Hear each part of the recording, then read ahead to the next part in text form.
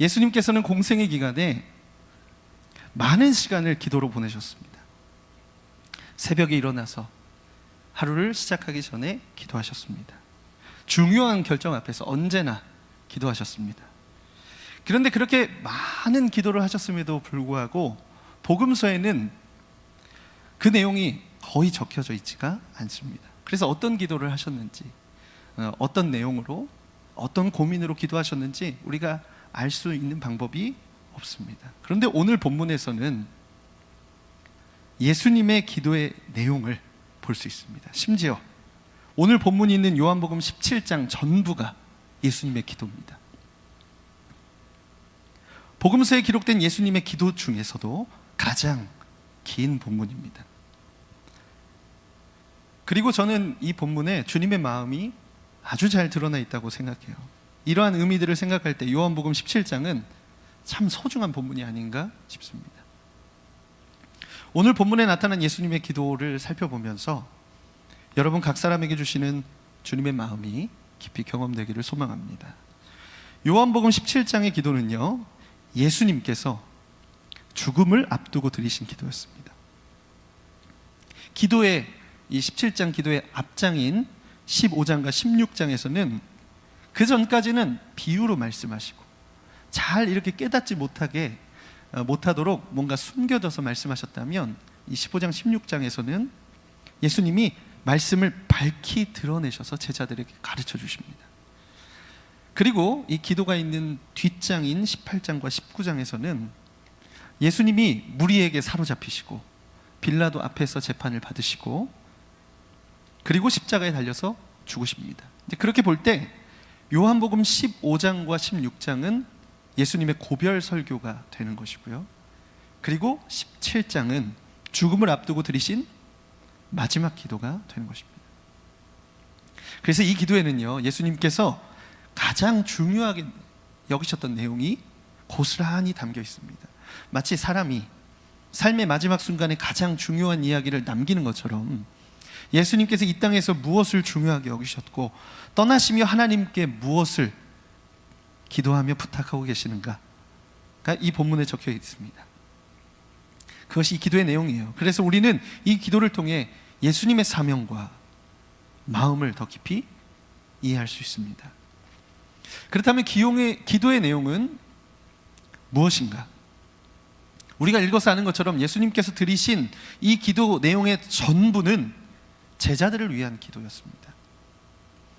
곧 제자들을 위한 중보 기도였습니다. 왜 예수님께서는 고별 설교를 하신 뒤에 마지막 기도를 제자들을 위한 중보 기도로 드리셨던 것일까요? 그것은 예수님께서 떠나시기에 앞서 이 땅에 남겨질 제자들을 걱정하고 계셨던 것입니다.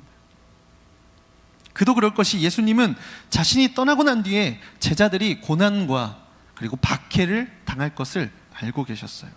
요한복음 15장 18절과 19절에 제자들에게 이렇게 말씀하셨어요. 굉장히 명확하게 말씀하십니다. 세상이 너희를 미워하면 너희보다 먼저 나를 미워한 줄 알라. 너희가 세상에 속하였으면 세상이 자기의 것을 사랑할 것이나 너희는 세상에 속한 자가 아니요 도리어 내가 너희를 세상에서 택하였기 때문에 세상이 너희를 미워하느니라. 앞으로 제자들에게 일어날 일에 대해서 지금 아주 정확하게 미움받을 거야, 박해받을 거야, 고난이 있을 거야 알려주시는 것입니다. 또 이렇게도 말씀하셨어요. 요한복음 16장 1절에서 2절에 내가 이것을 너희에게 이름은 너희로 실족하지 않게 하려 함이니 사람들이 너희를 출교할 뿐 아니라 때가 이르면 무릇 너희를 죽이는 자가 생각하기를 이것이 하나님을 섬기는 일이라 하리라. 심지어 출교도 당하고 죽임도 당할 거라고 예고하셨어요. 아주 분명하게 말씀해 주시죠.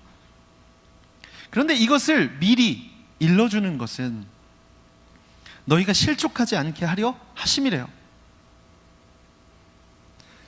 미리 일러줄 테니 마음의 준비를 하라는 것이죠. 그런데 여러분, 이런 이야기를 미리 들으면 마음의 준비가 됩니까? 되세요? 비유로 듣고 싶죠. 이제 밝히 막 말씀하시니까 마음의 준비가 되겠어요? 여러분 한번 생각해 보세요. 제자들을 부르셨어요. 제자들도 따라왔어요. 3년이라는 시간 동안 동고동락합니다. 그런데 그 끝에 예수님이 죽어요. 그 끝이 예수님의 죽음이에요. 끝이 너무 허망하잖아요. 그래서 예수님이 죽으시고 부활하실 것을 처음 말씀하셨을 때 베드로가 이렇게 반대해요. 아주 격렬하게 반대합니다. 마가복음에는 항변했다라고 나와요. 아니, 자신들이 인생을 걸고 따랐던 예수님이 죽는다? 이것도 말이 안 되고, 그리고 실패한 것 같은데 거기서 끝이 아니에요. 앞으로는 고난과 박해를 받는데요. 기가 막힐 일이죠. 제자들이 이 말씀을 어떻게 들었을까요? 듣고 마음의 준비를 했을까요? 놀랍게도 그렇다고 대답합니다. 요한복음 16장 29절과 30절에 제자들이 말하되 지금은 밝히 말씀하시고 아무 비유로도 하지 아니하시니 우리가 지금에야 주께서 모든 것을 아시고 또 사람의 물음을 기다리지 않는 줄 아나이다. 이로써 하나님께로부터 나오심을 우리가 믿사옵나이다. 이제야 믿는데요. 주님의 밝히 드러낸 말씀을 듣고 나니까 명확해졌대요. 알겠대요. 고별 설교를 다 듣고 마지막에 이렇게 대답을 잘했어요. 하지만 행동은 그렇지 못했습니다. 도망갑니다. 다 도망가요. 예수님 그럴 줄 아셨죠. 예수님께서는 제자들이 그럴 줄 아셨어요. 그래서 제자들의 대답에 이렇게 대답하십니다. 요한복음 16장 31절과 32절에 예수께서 대답하시되 이제는 너희가 믿느냐?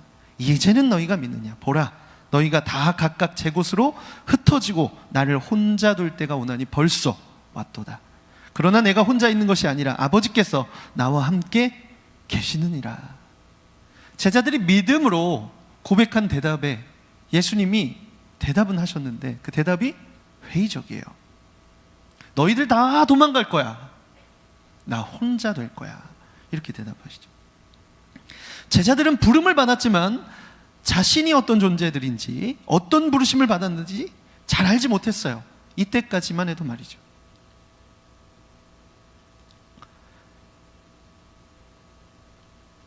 예수님께서 그런 제자들을 어떻게 보셨을까요? 다 도망갈 존재들, 배신자들 이렇게 보셨을까요? 아니에요. 이 이야기를 꺼내신 이유는 제자들의 배신을 꼬집으려고 하시는 것이 아니고 그들이 도망가고 다시 돌아왔을 때를 위해 말씀해 주고자 하셨던 것입니다. 그래서 바로 뒤이어서 이렇게 말씀하세요.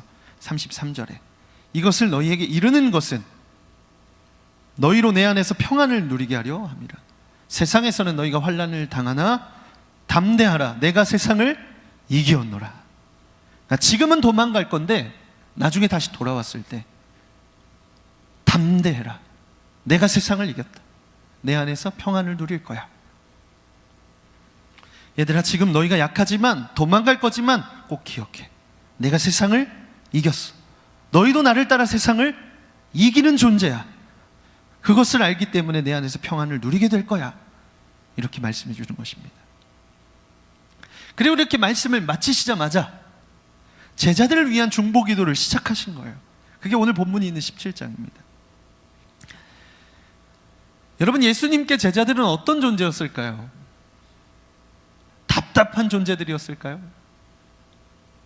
아니면 믿음직스러운 존재들이었을까요? 예수님께 제자들은요, 예수님이 죽으시고 부활하신 뒤에 승천하신 후에 세상에 남아서 하나님의 나라를 세워갈 존재였습니다. 그래서 제자들을 세우시고 가르치시고 남기신 거예요. 이 말은 뭐냐면 곧 예수님의 사역의 핵심이, 이 땅에서 예수님의 사역의 가장 핵심이 제자를 세우는 일이었다는 겁니다. 비록 현재의 수준은 아직 그만한 상태가 되지 않았어요. 그래서 예수님께서 이 땅의 사명을 마치실 때가 다가왔을 때 주님의 마음은 온전히 제자들을 향해 계셨던 거예요. 걱정이 되시는 거죠. 예수님께서 마음이 쓰이시는 거예요. 그래서 하나님께 제자들을 부탁드리는 기도를 하고 계신 것입니다. 저는 이 기도에서요, 예수님이 제자들을 어떻게 생각하시는가, 어떻게 대하셨는가, 이거 되게 정말 분명하게 나타나 있다고 생각합니다. 당장 도움이 안 되는 사람을 우리는 어떻게 대합니까? 먼 미래에는 나에게 도움이 될 거야, 그러니까 오늘 내가 믿어줄게, 이렇게 대하지 않고 당장 나에게 도움이 되기를 원하니까 막 마음이 답답하잖아요. 그렇죠? 네. 아르바이트 이제 나는 경력직이에요. 신입이 들어왔어요. 알려줘요. 그럼 막 정리도 착착착 하고, 그 다음에 주문도 탁탁탁 하고 그래야 되는데 알려주면 까먹고 2배로 주문하고, 그래서 수습해주고 나면은 그럼 어디 가서 이제 쉬고 있고, 그러면 어떻게 해요? 표정에 다 드러나잖아요. 그래, 여러분, 예수님이 3년 동안 제자들을 먹이고 입히고 가르치셨단 말이에요. 근데 지금도 제자들이 예수님의 마음을 알 수가 없죠. 예수님이 말씀하신 말에 대해서 예라고 대답하지만 실제로 그렇게 살아갈 수준이 아니에요. 예수님이 제자들을 어떻게 대하신다고요? 믿음의 눈으로 바라봐 주시는 거예요. 여러분, 이제 예수님의 기도를 조금만 더 자세히 살펴보겠습니다. 오늘 본문 이제 우리가 읽은 9절 말씀에 우리 한번 같이 읽어보겠습니다. 시작. 내가 그들을 위하여 비옵나니 내가 비옵는 것은 세상을 위함이 아니요 내게 주신 자들을 위함이니이다. 그들은 아버지의 것이로 소이다. 예수님은 지금 드리는 기도가 세상을 위함이 아니고 제자들을 위한 기도다, 이렇게 분명하게 밝히셨어요. 예수님의 마음에는 지금 제자들밖에 없습니다. 대상이 명확해요.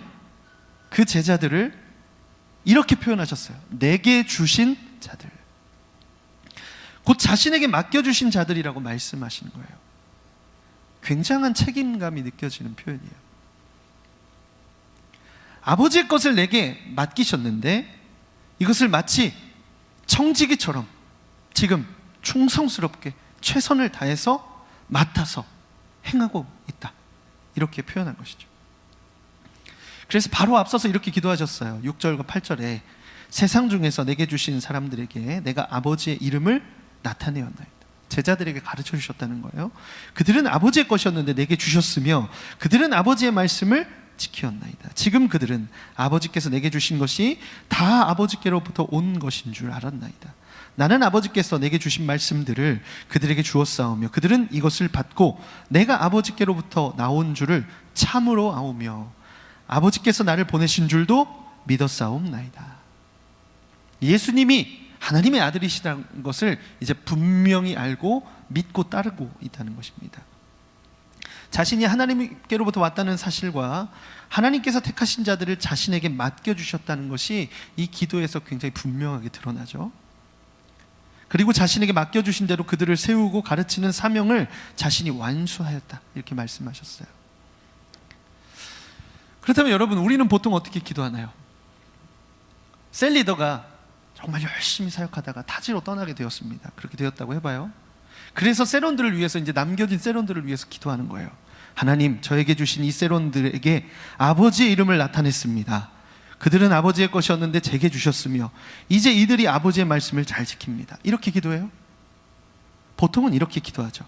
주님, 얘네들 말 진짜 안 들어요.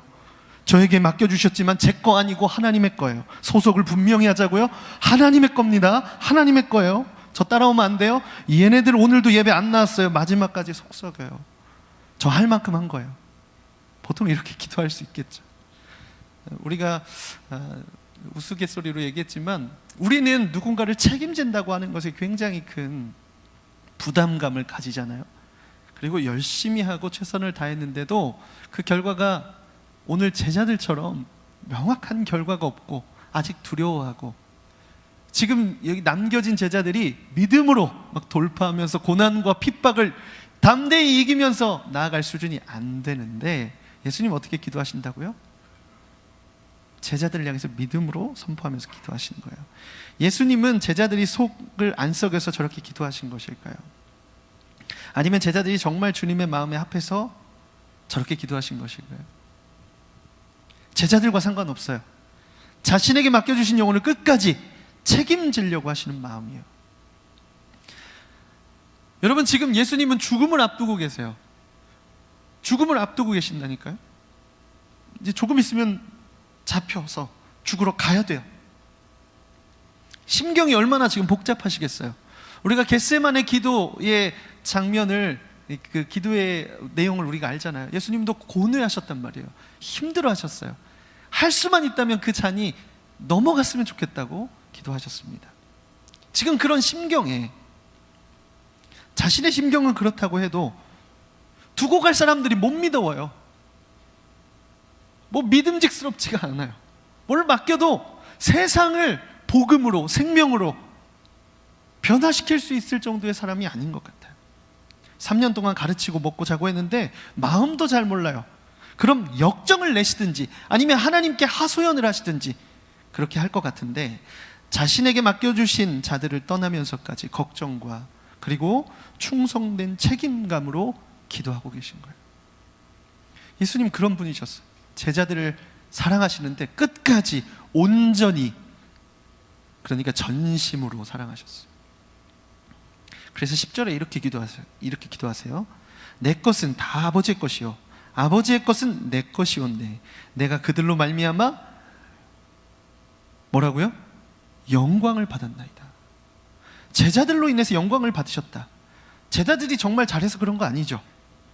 주님 마음 이해하고 사명을 깊이 깨닫고 고난을 기꺼이 감내하고 그래서 영광 받으신 거 아니죠. 여전히 미숙해요. 여전히 몰라요. 여전히 답답해요. 앞서서 고별 설교 듣고 이제는 알겠습니다, 이제는 믿습니다 이렇게 대답은 했는데 예수님 붙잡히시자마자 다 도망가잖아요. 옷도 벗고 도망가잖아요. 영광을 받으실 만큼의 성숙함과 담대함과 충성됨이 없었어요. 그런데 하나님께 기도할 때 이들을 통해서 내가 영광을 받으셨다 이렇게 기도하시는 거예요. 이것은 제자들의 믿음이 강하고 그들의 모습이 성숙해서 받으시는 영광이 아니고 앞으로 이들을 통하여 영광 받으실 것을 바라보시며 믿음으로 믿어주시는 거예요. 저는 이 기도를 예수님께서 지금 하나님께 드리고 계시지만 제자들이 들을 수 있도록 기도하셨다고 생각해요. 우리도 가끔 그럴 때 있잖아요. 하나님께도 기도하지만 사람들의 마음을 뜨겁게 하거나 그리고 사람들이 함께 기도할 수 있는 기도로 인도하는 기도를 드릴 때가 있잖아요. 그러니까 제자들이 들을 수 있도록 멀리 떨어져서 혼자 제자들을 위해서 중보하신 게 아니고 말씀을 딱 마치시자마자 제자들이 들을 수 있도록 기도하셨다고 생각해요. 제자들이 지금 듣고 있는데 그러면 왜 들리게 하셨냐면 저는 격려해 주시는 거라고 생각해요. 그 기도를 들으면서 제자들이 얼굴이 얼마나 화끈화끈했을까요? 우리 때문에 영광을 받으셨대. 우리를 위해서 지금 중보해 주시는구나. 미숙한데 성숙하게 바라봐 주시는 것이죠. 연약한데 능력 있게 바라봐 주시는 거예요. 먼저 믿어 주시는 것입니다. 이렇게 예수님은 하나님께 제자들을 맡기시면서 두 가지를 부탁하면서 기도하세요. 첫 번째, 보전되게 하옵소서. 두 번째, 거룩하게 하옵소서. 우리 오늘 본문 11절과 15절을 같이 읽겠습니다. 나는 세상에 더 있지 아니하오나 그들은 세상에 있사옵고 나는 아버지께로 가옵나니 거룩하신 아버지여 내게 주신 아버지의 이름으로 그들을 보전하사 우리와 같이 그들도 하나가 되게 하옵소서. 내가 비옵는 것은 그들을 세상에서 데려가시기 위함이 아니요 다만 악에 빠지지 않게 보전하시기를 위함이니이다. 보전되게 하사 곧 지켜달라는 말씀이에요. 지켜주십시오. 무엇으로부터요? 세상의 악으로부터요. 세상의 핍박과 박해로부터 저들을 지켜주십시오. 그렇게 제자들을 보전하시는 방법을 예수님 이렇게 말씀하셨어요. 아버지의 이름으로. 아버지의 이름은 하나님의 이름입니다. 성경에서는 이름은 그 대상이 누구인가, 그 대상이 어떤 존재인가를 나타내 주죠. 하나님은 자존하시는 분이시고 영존하시는 분이시며 불변하시는 분이십니다. 그러니까 곧 하나님은 스스로 계시고 영원히 존재하시며 변함이 없으신 분이에요. 그러니까 그 이름에는 그러한 능력으로 역사하시는 하나님의 역사가 있다는 거죠. 또한 전능하시며 거룩하시며 인도하시며 보호하시는 분이십니다. 하나님의 이름은 하나님의 존재와 속성을 나타내기 때문에 무엇보다 믿고 의지할 수 있습니다. 세상이 그들을 미워할 것이기 때문에 고난과 핍박 가운데서 지키시고 세상 가운데 악에 물들지 않도록 그 능력에 하나님께서 친히 지켜달라고 기도하는 것입니다. 이 말씀은요, 그들의 육신뿐 아니고 그들의 믿음까지, 그들의 마음까지 지켜주시기를 구하는 기도입니다. 그리고 예수님의 기도는 조금 더 확장돼요. 예수님은 그들이 보존되어서 하나 되게 하시기를 구했습니다. 혼자서는 신앙을 지키는 것이 어렵죠. 혼자서는 사명의 길을 간다고 하는 것이 너무 외롭고 험난합니다. 그러니까 보존된 각 사람이 이제 서로 하나가 되어서, 그래서 이 사명의 길을 걸어가게 하시기를 원하셨어요. 여러분, 이 하나됨은요, 그냥 개인이 거기 하나 되는 공동체 안에서 안전함을 누리고 신앙을 유지하는 정도에 그치지 않습니다. 이것은요, 개인의 신앙을 넘어서는 목적이 있어요. 오늘 우리가 읽지 않았지만 그 뒤에 나오는 본문 21절 말씀에 우리 한번 같이 읽어보겠습니다. 시작. 아버지여, 아버지께서 내 안에 내가 아버지 안에 있는 것 같이 그들도 다 하나가 되어 우리 안에 있게 하사 세상으로 아버지께서 나를 보내신 것을 믿게 하옵소서. 여러분, 분열이라고 하는 것은요, 사람의 속성이에요. 사람은 언제나 분쟁하고 갈라집니다. 다퉈요. 죄악된 본성이 그렇습니다. 뭔가 이익이 맞으면 하나 되고, 그 다음에 같이 하는 것 같이 보이지만 결국에는 사람은 나뉘어지고 갈라집니다. 세상은 서로 하나 될 수 없어요. 요즘 우리가 그것을 눈으로 보고 있죠. 좌우로 갈라져서 도대체 누가 어떻게 이것을 해결할 수 있을까 할 정도로 큰 골짜기가 그 사이에 있는 것 같습니다. 세상은 서로 하나 되기 어렵습니다. 아니, 불가능해요. 그런데 아버지 안에서 제자들이 하나 될 때 세상이 주님을 보게 된다는 의미예요. 불가능한 일이 아버지 안에서 일어난다는 것이죠. 그리스도인들도 자신의 힘으로는 하나 되기 어려워요. 자신의 힘으로 하나 되는 것은 불가능하죠. 그런데 그리스도 안에서, 하나님 안에서 하나 될 때 그로 인해서 세상이 주님을 보게 된다. 예수님께서는 제자들의 안전만이 아니고 더 나아가서 그 하나됨으로 이 땅을 향한, 그러니까 땅을 향한 하나님의 사랑과 구주의 대속의 은혜가 제자들을 통하여 세상 가운데 증거되기를 원하셨어. 그러니까 제자들을 남겨두신 목적이 바로 그거예요. 그리스도의 사랑이 증거되는 것. 그 방식이 하나됨입니다. 그것을 위해서 보존해달라고 지금 말씀하시는 거예요. 예수님께서 제자들을 하나님께 맡기며 드린 두 번째 기도, 그것은 거룩하게 하옵소서입니다. 보존되게 하옵소서. 거룩하게 하옵소서. 본문 16절과 19절까지, 16절에 19절까지의 말씀 우리 같이 읽겠습니다. 내가 세상에 속하지 아니함 같이 그들도 세상에 속하지 아니하였사옵나이다. 그들을 진리로 거룩하게 하옵소서. 아버지의 말씀은 진리이니이다.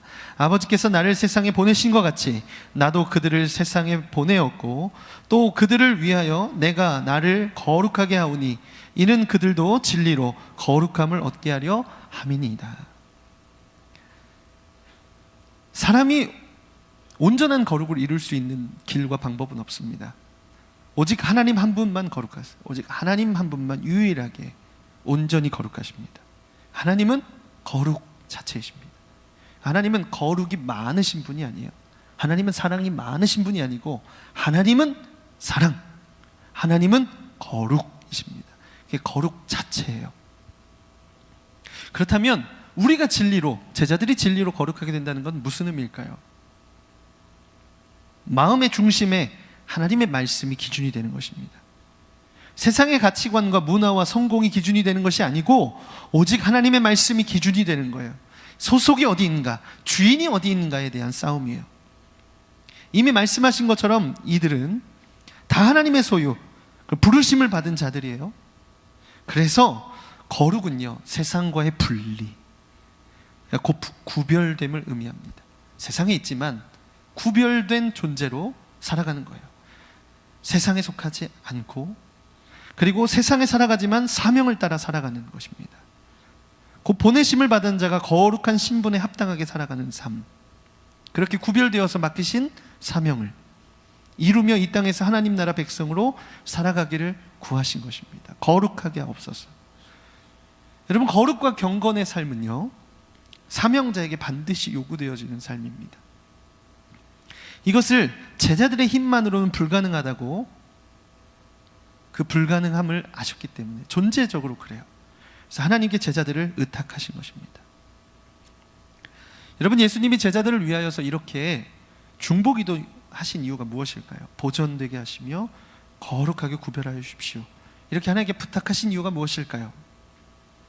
그것은 세상의 시험과 도전이 그만큼 강하기 때문입니다. 예수님을 믿고 전한다는 이유로 박해와 핍박을 받고 손해를 보아야 하기 때문에, 그렇게 하기로 결정하고 따랐던 제자들에게도 어려운 길이 바로 제자의 길이었어요.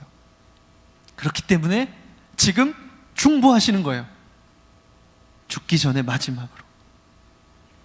저는 예수님께서 고별 설교 이후에 바로 기도하신 것은 아까 말한 것처럼 먼저는 제자들을 하나님께 의탁하는 것이었겠지만 제자들을 격려하기 위함이셨다고 생각해요. 따로 기도하시지 않고 들리는 자리에서 들으라고 기도하신 거예요. 다시 하나님께 너희들을 맡긴다. 나는 감당해야 할 사명이 있어서 떠나지만 하나님께서 책임져 주신다. 성령님이 오셔서 진리로 가르치시며 무엇을 말해야 될지 알려주시고 인도하실 것이다. 그러니까 안심해. 그러니까 두려워하지 마. 이렇게 격려해 주셨다고 생각해요. 그리고 실제로 그 기도는 응답돼서 성령의 임재와 권능으로 그들은 흩어져 복음을 증거하는 증인으로 도망자에서 예수님을 끝까지 따라가는 제자의 삶을 살았습니다. 사랑하는 여러분, 우리는 예수님의 제자입니까? 아닙니까? 제자입니까? 옆에 사람을 쳐다보면서 진지하게 물어봐 주세요. 제자입니까? 아닙니까? 여러분, 정체가 뭐예요? 제자예요? 아니에요? 제자예요? 아멘. 여러분, 여기서 나는 예수님의 제자라고 굳게 믿으시는 분들 계시죠? 반대로 제자가 되는 것에 전혀 관심 없는 분들도 계시죠? 그런데 여러분, 예수님을 믿는다는 것은 그 자체로 제자가 된다는 의미입니다. 믿는 것과 따르는 것은 구분되지 않아요. 하나예요. 믿으면 따르는 거예요. 따르면 믿는 거예요. 우리의 힘으로 따라갈 수 있다고 자신할 수가 없어요. 수없이 넘어지고 낙심하고 돌아섭니다. 세상의 방식으로 살고 생각하고 행동해요. 도무지 우리 삶에서 예수님의 제자된 모습을 찾기가 어려워요. 자신 있게 예수님 따른다고 했던 제자들은 예수님이 잡히시자마자 도망가 버린단 말이에요. 우리도 예수님이 느껴지지 않고 은혜가 식어지고 또 세상의 위협이 크게 보이면 도망칩니다. 그래서 주님을 따르는 것을 자신하는 사람은 아무도 없습니다. 지난주에 특별 새벽기도 저희가 했죠. 2주 전에. 정말 많은 은혜를 받았어요. 정말 많은 사람들이, 정말 많은 청년들이 너무 은혜됐어요. 말씀, 저에게 주시는 말씀이었어요. 막 앞에 나와서 기도하고 엎드려 기도하고 통로에서 기도하고. 그 다음 주에 어떻게 사셨어요? 한 주간 예배하니까 막 마음이 새롭고 영적으로 충만함과 감격을 누렸어요. 그런데 여러분, 지난주 어떻게 사셨어요? 그만큼 뜨겁고 막 흔들림 없고 계속 하나님 앞에 새벽마다 일어나서 엎드리고 그러셨나요? 아니면 세게 넘어지셨나요? 여러분, 그런데 그런 우리를 향해 예수님은 어떻게 하실까요?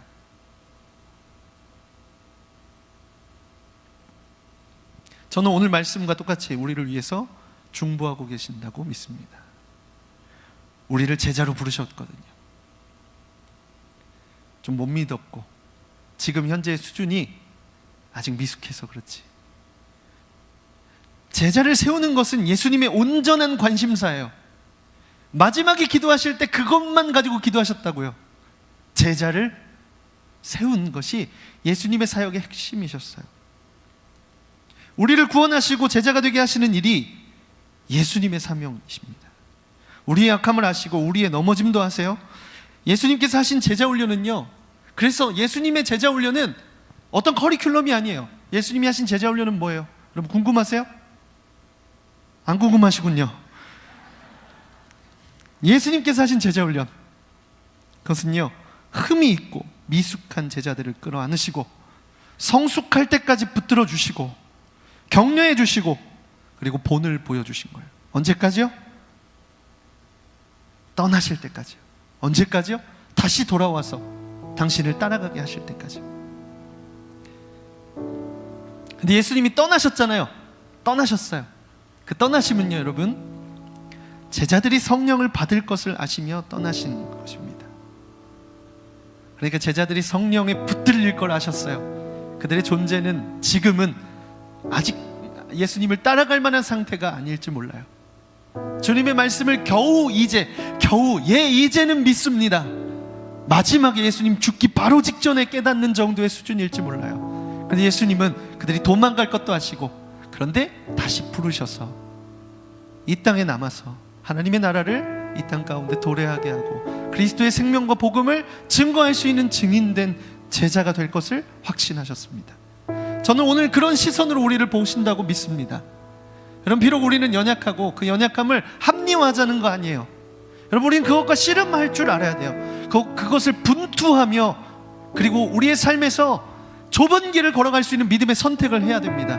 근데 그 노력만 가지고 안 될 때가 있잖아요. 도망칠 때가 있잖아요. 막 고꾸라질 때가 있잖아요. 그럴 때 여러분 꼭 기억하십시오. 우리에게 중보자가 계시다. 한번 같이 따라해 볼까요? 우리에게 중보자가 계시다. 한 번 더요. 우리에게 중보자가 계시다. 아멘. 그래서 오늘 우리 위에서 하나님과 우리의 사이에 서서 예수님 중보하고 계시는 거예요. 여러분, 중보기도는 하나님과 어떤 대상 사이에 서서 드리는 기도입니다. 굉장히 강력한 기도예요. 그 기도를 예수님이 우리를 위하여 하신다는 거예요. 약하고 부족한 자에게 하나님의 도우심과 구원이 임하도록 오늘도 기도하고 계시는 겁니다. 지금 이 자리에 우리가 믿음으로 나왔어도 주저하고 있는 우리를 향하여 우리의 미래를 바라보시며 믿어주시며 중보기도 해주시는 거예요. 우리에게 들리도록 말씀해 주시는 겁니다. 디모데전서 2장 5절 말씀에 예수님 어떠한 분이신가 이렇게 기록하고 있어요. 우리 믿음으로 큰 목소리로 같이 한번 읽겠습니다. 하나님은 한 분이시요 또 하나님과 사람 사이의 중보자도 한 분이시니 곧 사람이신 그리스도 예수라. 아멘. 우리 예수님이 우리의 중보자이십니다. 여러분 믿으십니까? 네, 우리의 힘만으로 가는 거 아니에요. 여러분, 우리가 이제 2025년 첫 주에 시작하면서 원웨이, 표대 대신 예수 그리스도를 따라 예수 그리스도께로, 예수 그리스도와 함께 걸어가자. 좀 느려도 더뎌도 끝까지 걸어가기만 하면 된다. 근데 여러분, 거기에 우리 혼자 두지 않으시고 우리를 격려하시고 그리고 우리를 중보하시고, 그 중보의 내용이 뭐예요? 믿어주신다는 거예요. 우리가 제자로서 이 땅 가운데서 담대하게 예수님의 승리를 경험하는 자들로, 그 안에서 평안을 누리는 자들로 우리를 바라봐주고 계신단 말이에요. 근데 우리는 우리 스스로를 어떻게 보고 있습니까? 또 실패했네, 또 넘어졌네, 나 오늘 이렇게 예배하고 가서 다음 주에 또 넘어질 거야. 여러분, 우리가 우리를 향하신 시선을 이제 바꿔야 돼요. 우리의 창조주 되신 예수님, 우리를 위해 생명을 주신 예수 그리스도께서 우리를 믿어주고 계신다고요. 그 중보자 되신 예수 그리스도께 나아가서 우리를 세상에서 보존케 하시며 거룩게 구별하게 하실 것을 믿고, 이제 우리는 그 믿음 가운데서 다시 한번 믿음의 길을 걸어가면 됩니다. 우리를 거룩으로 구별된 자가 되게 하시도록 여러분 믿음으로 믿고 기도하세요. 주님, 저를 제자로 부르셨습니다. 오늘 우리 사역자 모임할 때 막 외쳤어요. 제자로 부르셨고 제자 되고 제자 삼자, 제자가 되고 제자를 삼자, 막 외치면서 기도했습니다. 여러분, 우리를 제자로 부르신 것은요 또한 제자 삼게 하시기 위함입니다. 그냥 우리의 삶만 예수님을 따라가는 것에 그치지 않고 또 함께 가는 자들이 예수 그리스도의 제자로, 그러니까 좀 뒤처지면 참아주고 뒤처지면 인내하고 보듬어주고 끌어안아주고 본이 되어주는 삶으로 우리가 보여줌으로 뒤따라오는 자들이 예수 그리스도의 제자로 서게 하는 일에 우리를 부르셨습니다. 사랑하는 여러분, 그래서 오늘 우리가 함께 중보자 되신 예수 그리스도께로 나아가 우리를 온전케 하시도록 우리가 다시 주님을 바라보고 흔들림 없이 사명을 감당하는 자로 서도록 기도하기를 간절히 소망합니다. 우리 이 찬양을 좀 믿음으로 고백하기 원하는데요, 주만 의지해 라는 찬양이에요. 우리의 삶에 우리를 부르신 주님을, 주님만 바라보겠습니다. 중보자 되신 예수 그리스도께로 나아가겠습니다. 우리 이 믿음의 고백으로 함께 찬양을 고백하겠습니다.